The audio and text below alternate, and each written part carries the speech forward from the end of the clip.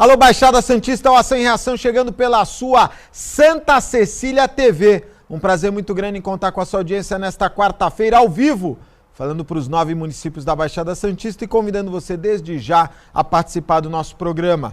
3224-7017, 3224-2944. Nesta quarta-feira, a presença do Dr. Clemente ao vivo em nossos estúdios. Vamos, naturalmente, que além de debater alguns assuntos ligados à saúde, responder aos telespectadores. Nós vamos ter a nossa tradicional pergunta, né? Faça a sua pergunta, o incentivo, né? Faça a sua pergunta ao Dr. Clemente. E antes de comentar aqui alguns assuntos com o Clemente, hoje é Dia Nacional do Patrimônio Histórico e nós tivemos um episódio recente muito triste na nossa cidade, que foi por parte do SESI, ali na Nossa Senhora de Fátima, onde era o antigo matadouro. O SESI, o atual diretor do SESI, ele acabou destruindo um acervo que em qualquer lugar do mundo e mesmo aqui no Brasil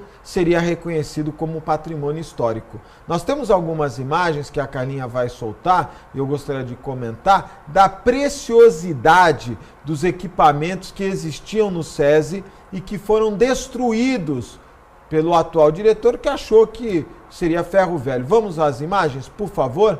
São imagens... Olha, Pode ir soltando, viu, Carlinha? Essas imagens, elas mostram como funcionava o matadouro, não é? Equipamentos industriais, e o que mais chama a atenção é que o SESI tem tudo a ver com a indústria, né? Na verdade, representa o espírito industrial. Olha só, fica um pouquinho, hein? Importado em 1920, né? Um compressor marca Sulzer, ele foi fabricado na Suíça e foi importado em 1920. Próxima foto, por favor. Olha só os equipamentos. Nós trouxemos algumas fotos, né? Nós não vamos mostrar todas. Essa peça aí, tem uma foto que mostra ela destruída. Isso é um crime que o atual diretor do SESI fez. Um crime, realmente um crime. Próxima foto, por favor. Agora, nós temos como que ficaram as peças. E aí eu quero cobrar das autoridades, principalmente as que estão preocupadas com a preservação do patrimônio histórico. Olha só, é o mesmo local e aí o equipamento abandonado. Eles esvaziaram e jogaram tudo isso fora e transformaram esta sala numa sala de ginástica. Isso aconteceu aqui, ao nosso lado. Esse era o compressor que vocês viram, tá aí. Jogado, abandonado, depredado. Olha só. Puxa vida, estou muito triste. Nós mostramos, temos mais imagens, nós não vamos mostrar todas, porque nós vamos dar continuidade a esse programa, e eu queria voltar comigo e lembrar que no dia 25 de agosto acontecerá uma reunião no Condepasa para discutir esse tema. Qual será a punição? Eu espero que obriguem o SESI a reconstituir, de alguma maneira, essa depredação do patrimônio histórico. E também quero registrar aqui que o atual diretor, quando participou do programa, ficou no mínimo obscura a sua manifestação. Ele disse que comunicou às autoridades quanto à depredação que ele ia promover. E as autoridades não se manifestaram. E aqui no programa por telefone, ele disse que esse equipamento todo foi destruído em 2009.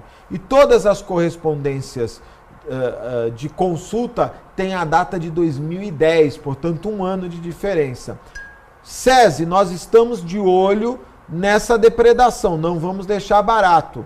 O SESI precisa ser punido, o seu diretor precisa ser punido, porque achou que tudo aquilo com peças centenárias, na verdade, eram ferro velho, e nós não podemos deixar passar batido.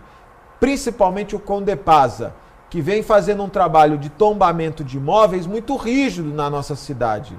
São vários os imóveis que, inclusive, são questionados quanto à sua representatividade como patrimônio histórico-cultural. E não pode, e eu tenho certeza que o José Manuel, que está à frente do Condepasa, não permitirá que o SESI saia ileso do crime que cometeu. O programa de hoje, como eu já disse, tem a participação do Dr. Clemente. Eu quero mandar aqui um abraço para a Comissão de Eventos do Morro do São Bento, que me convida para a festa da padroeira Nossa Senhora de Assunção do Morro do São Bento, com muitas atrações.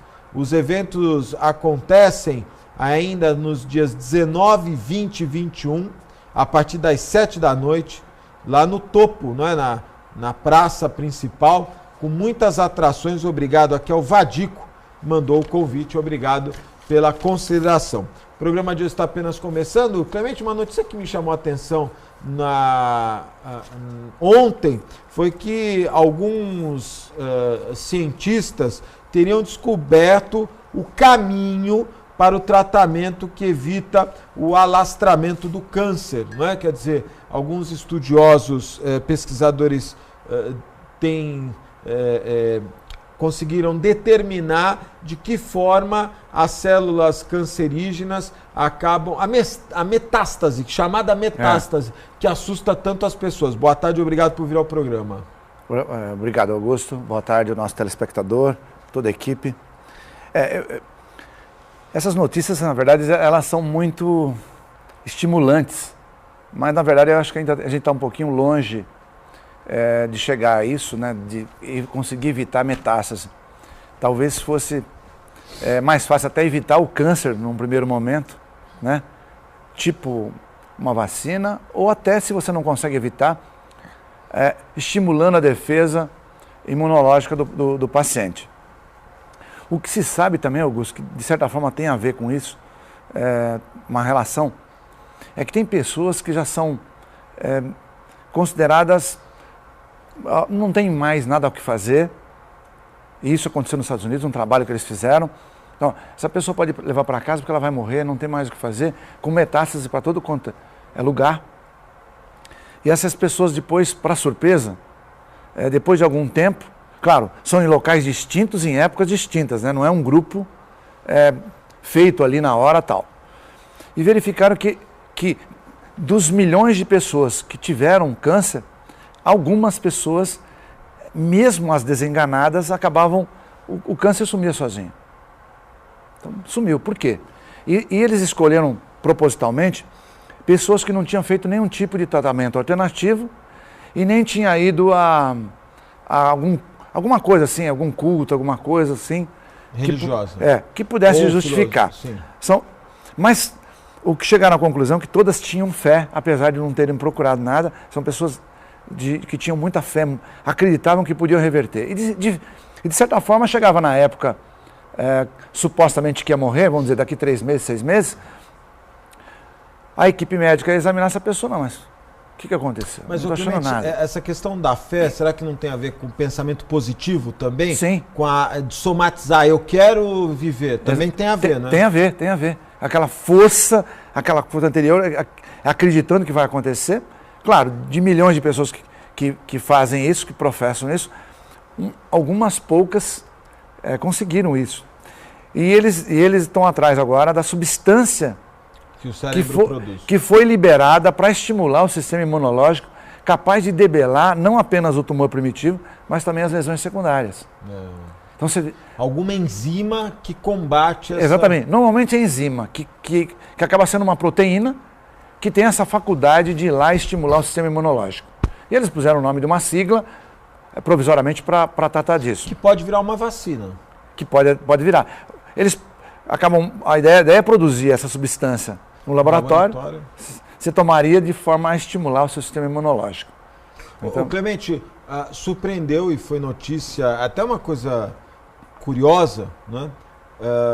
Tem um diretor da Globo, Marcos Paulo, que acabou sendo submetido no domingo a uma cirurgia, câncer do esôfago, não é? E acabou o noticiário não dando tanta atenção a ele em razão do Gianecchini com linfoma, não é? Que eu percebi que o noticiário dava a entender que era muito mais agressivo do que o câncer que o Marcos Paulo apresentou. Agora, o linfoma, a Dilma também teve um linfoma. Teve um linfoma. Eu não sei, isso não é tão verdade, não. Eu acho que eu não acredito que seja por isso. Eu acho que deu mais ênfase ao Gianecchini porque ele é uma pessoa jovem, talvez. Jovem, bonito, chama a atenção das pessoas. Teve mais na mídia do que o Marcos Paulo. Embora o Marcos Paulo seja um diretor consagrado e tal, ele não é muito conhecido da mídia, né? Então talvez essa tenha sido eu acho que tenha sido isso, porque o tumor de esôfago, a gente não sabe que dimensão tinha esse tumor. Ele pode ser um tumor pouco agressivo, mas ele pode ser muito agressivo. Normalmente os tumores de esôfago, chamado carcinoma epidermoide. Esse carcinoma epidermoide, ele não é tão bom assim não, ele não costuma ser bom. Até porque a descoberta normalmente não acontece numa fase inicial. Ele descobriu sem querer. Foi sem querer. No exame de rotina. O dele pode até ter sido como... Clemente, deixa eu te interromper. Aparece num exame de sangue? Porque quando eu vejo esses exames de rotina, eu fico pensando, será que ele fez uma bateria de exames e algum exame de sangue apontou algum distúrbio? Você poderia ver isso, por exemplo, foi fazer um raio-x de tórax. Tá. O cara deu um pouquinho... Que é um exame de rotina. O cara deu um pouquinho de contraste para você beber, é capaz de você descobrir isso num exame que não tinha nada a ver com o esôfago. Mas pelo fato de você ter tomado o contraste, ele descobriu. Isso é uma possibilidade. Segunda possibilidade, ele ter feito uma tomografia computadorizada para qualquer tipo de patologia ou suspeita e acabou descobrindo isso. Entendi. Ou então ele teve alguma dor abdominal, fizeram uma endoscopia e na hora de passar o endoscópio perceberam que tinha uma lesão. Ou ele fez uma endoscopia anual. Olha, uma endoscopia anual. Tipo rotineira mesmo. Rotineira. E acabou descobrindo que tem um tumor. E a partir de hoje, tanto a endoscopia como a colonoscopia já virou um procedimento habitual numa determinada idade, né? Existe. Tanto é que especialmente os proctologistas, eles aconselham a partir de 60 anos de idade, por exemplo, que se faça periodicamente a colonoscopia. Que é como uma forma de pegar um tumor que está lá silencioso numa fase inicial. Então, isso já praticamente é um consenso e ele é mundial mesmo. E a endoscopia talvez não seja tão estimulada assim, porque as pessoas, de certa forma, a grande maioria, se já não fez uma endoscopia, ainda vai fazer. Né? 20% da população mundial tem úlcera duodenal. 20%? Úlcera. Gastrite. Praticamente metade da população. Ainda mais com o vírus, né? Tem um vírus da gastrite, né? Com Helicobacter pylori, que é aquela bactéria que ocasiona a gastrite e a úlcera, né? Então, praticamente metade da população, de alguma forma, vai fazer endoscopia um dia. Então é mais fácil ela descobrir. Com relação à colonoscopia, já não é todo mundo que quer fazer. Mas que é importante, pelo menos uma vez por ano, depois de 60 anos, seria importante fazer. As pessoas não fazem por quê? Primeiro, porque a via anal. Anal, é um exame chato, já fica aquele preconceito, nossa, anal. E depois a dieta também é uma dieta de 3 dias, é uma dieta difícil. Então as pessoas acabam dificultando a realização desse exame. É um exame difícil, né? É difícil. Si só. E aí acaba desestimulando. Desestimula, ou pelo trabalho, ou pelo preconceito. Agora, e no caso do linfoma do Gianecchini, não é? Quer dizer, o que me chamou a atenção